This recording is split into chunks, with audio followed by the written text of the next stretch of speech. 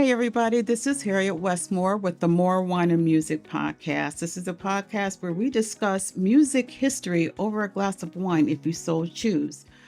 And I hope everybody had a great Christmas. Mine was quiet and uneventful, which I always like. But yeah, so here we go. We're still in the 1960s music genre.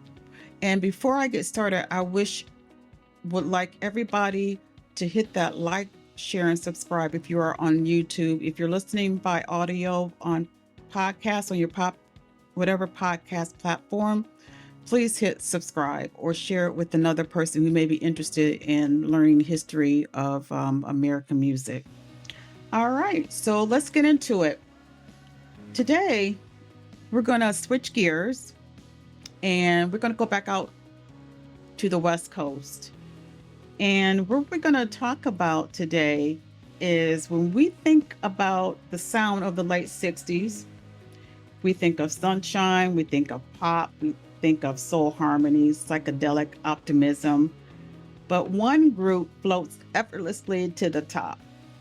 And they weren't Motown, they weren't rock, they weren't folk. They were something in between. And I'm talking about the Fifth Dimension. Yes, this was a special request to do the Fifth Dimension, so I'm going to be talking about the Fifth Dimensions today. The Fifth Dimension was a group that blended pop, soul, jazz, and psychedelia into a sound that defined an era, across racial barriers, and reshaped American radio. They started, like I said, in Los Angeles, and unlike many Black vocal groups of that era, they didn't come out of church. They didn't come from the South or Motown in Detroit. They all emerged from Los Angeles, a city with a very different music ecosystem. LA in the early 60s was studio driven. It was highly competitive, genre fluid, less segregated musically, but still deeply segregated socially. Session work, demos, singing, nightclub gigs, and television appearances were often the only way young singers could break in. The earliest thread that eventually became the Fifth Dimension began with Lamont McLemore. He was already plugged into the industry. He worked as a photographer for musicians. He sang on demos. He had connections with producers and songwriters. And one of those connections was Marilyn McCoo, who was a young singer from New Jersey who had moved to LA to pursue singing and acting and music. McLemore and McCoo began singing together casually, recognizing that their voices blended naturally. Neither was thinking in terms of forming a legendary group, though, but they were trying to get steady work. Around about the same time, Ronald Townsend entered the picture. Townsend had a classical background, which is unusual in pop music at the time. He had studied voice seriously and had a refined, technically precise singing style. McLemore and McCoo recognized that Townsend's voice could add structure, musical sophistication, and strong harmonic control. The trio began experimenting with tight vocal arrangements, not just the doo-wop harmonies, but layered, almost orchestral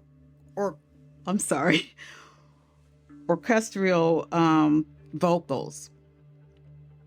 I got tongue-tied with that. Sorry about that.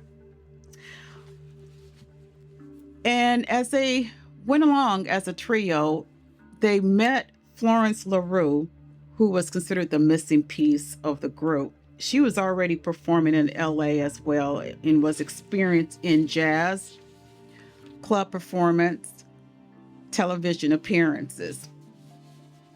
She brought a professional polish, emotional grounding to the group. Her voice anchored the harmonies, and her stage presence helped the group project confidence in an industry that demanded it. At this stage, the group wasn't famous. They were still hustling. They were singing demos. They were performing whenever they could. and trying to get noticed by producers. The final piece of the Fifth Dimensions was, yes, Billy Davis Jr.'s, who Arrival completed that would become the classic lineup. Davis had a deep gospel roots and theatrical instincts. His voice added power, drama, call and response energy. When Davis joined, the group finally had balance between male and female leads, emotional range, a sense of performance, and not just harmony. This combination is what allowed them to stand out immediately. Before they renamed themselves the Fifth Dimensions, they were called the Versatiles. That name reflects their reality. They sang pop standards. They also sang jazz-influenced material, soul and R&B, and they also sing commercial jingles and demos. They weren't chasing a single sound, but they were chasing an opportunity. But that versatility, which once made them hard to market, would later become their greatest strength. Their turning point came when they crossed paths with Johnny Rivers, who was a successful white pop rock singer who had just launched Soul City Records. Rivers immediately noticed their technical precision, their adaptability, their ability to sing anything convincingly. He signed them to his label and rebranded them the Fifth Dimension. Rivers, he gave them that name, the Fifth Dimension. That name was intentionally because it was modern, it was abstract, not racially coded, and forward-looking. It suggested something beyond the usual categories of the quote-unquote black group or quote-unquote pop act. This branding decision mattered deeply in the 60s when radio formats and record marketing were still rigidly divided.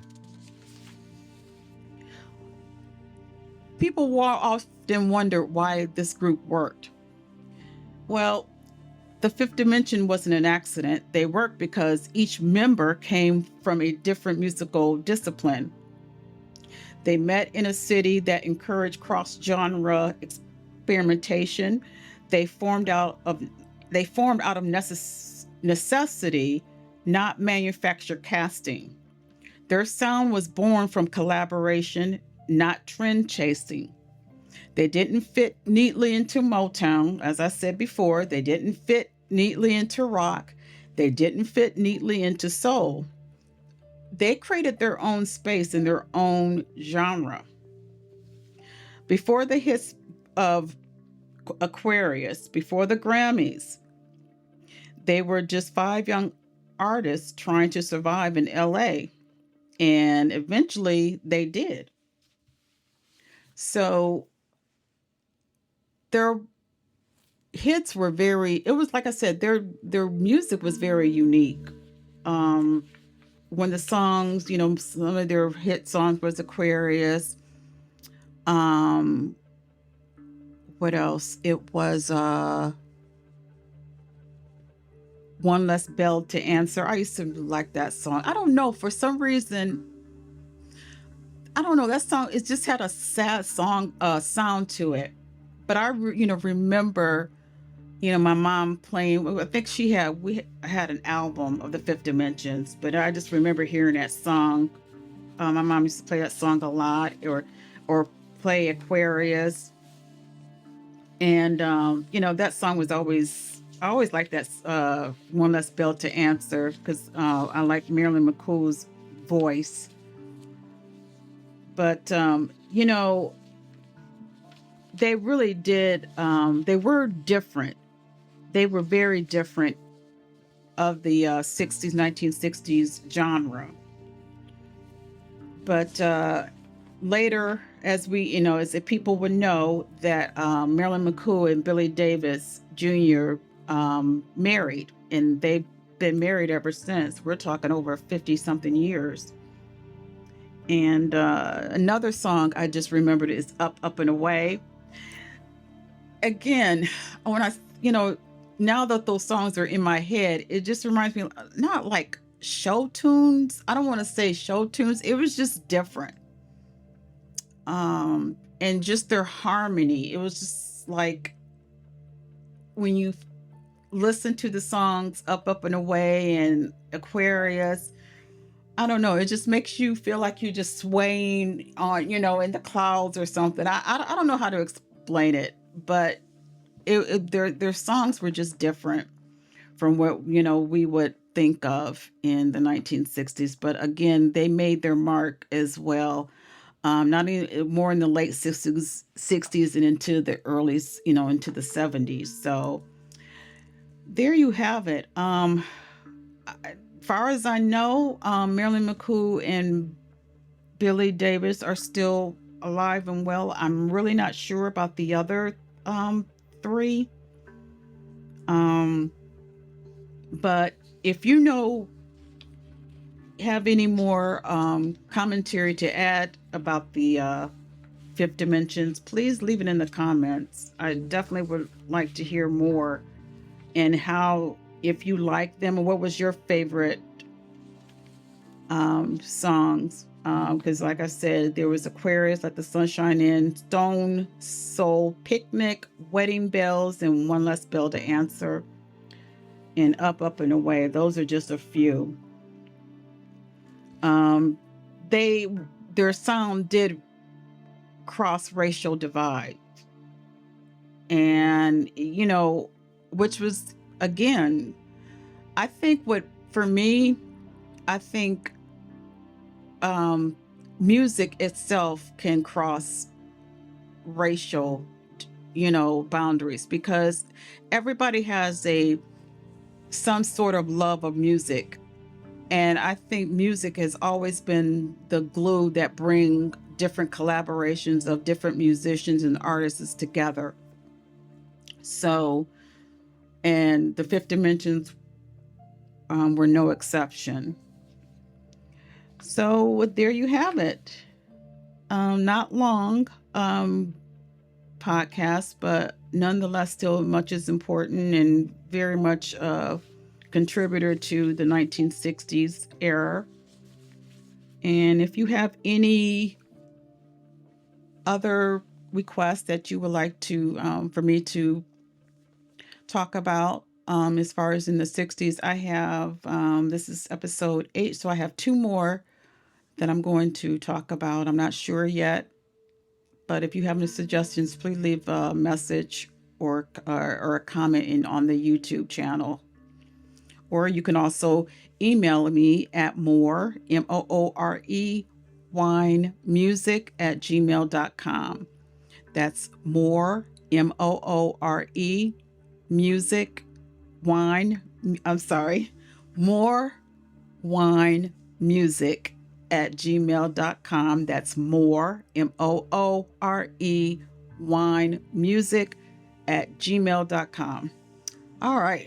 I don't know what's going on with me today, but that's it. That's all. You guys be safe. Have a very blessed new year, and I will talk with you soon. Bye.